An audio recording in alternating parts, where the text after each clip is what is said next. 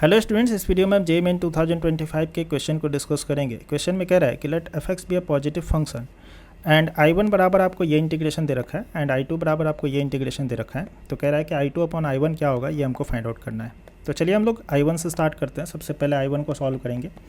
तो I1 हमको दे रखा है -1/2 to 1 2x f2x into 1 - 2x dx। इसको सॉल्व करने के लिए हम क्या करते हैं कि मान लेते हैं कि let t is equals to 2x, तो dt हमारे पास कितना आ जाएगा, that will be equals to 2dx। Now जब x बराबर आपका -1/2 है तो उस समय t का वैल्यू कितना हो जाएगा, -1, एंड जब x बराबर 1 है तो उस समय t का वैल्यू कितना हो जाएगा, 2।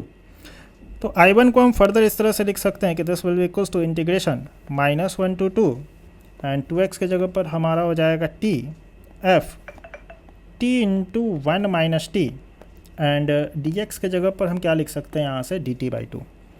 तो ये हो जाएगा dt/2।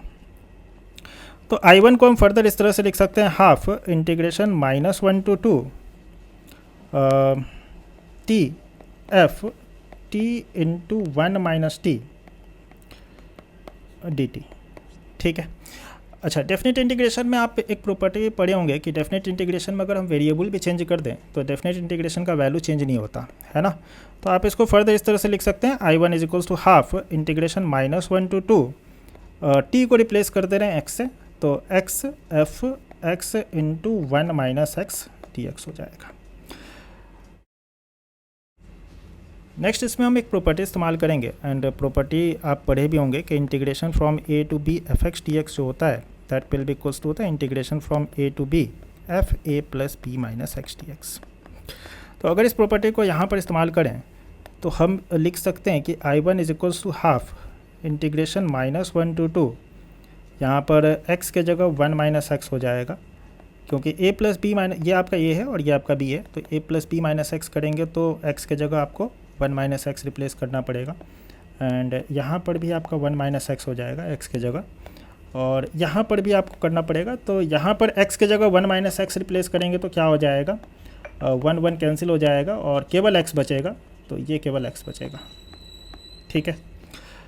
नाउ इन दोनों को अब आपस में ऐड कर देते हैं, तो 2I1 बराबर क्या हो जाएगा, हाफ इंटीग्रेशन फ्रॉम -1 to 2 और x f x 1 - x और minus x f x 1 - x एक दूसरे को कैंसिल कर देगा, तो केवल हमारे पास बचेगा f x 1 - x dx।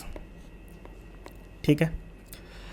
इसको हम फर्दर इस तरह से लिख सकते हैं 2I1 is equals to half, और अगर आप इसको ध्यान से देखेंगे तो यही आपका I2 है, यही I2 है। I2 आपको यही दे रखा है -1 to 2 f x 1 - x dx, तो यही आपका I2 है, तो ये आपका I2 हो जाएगा।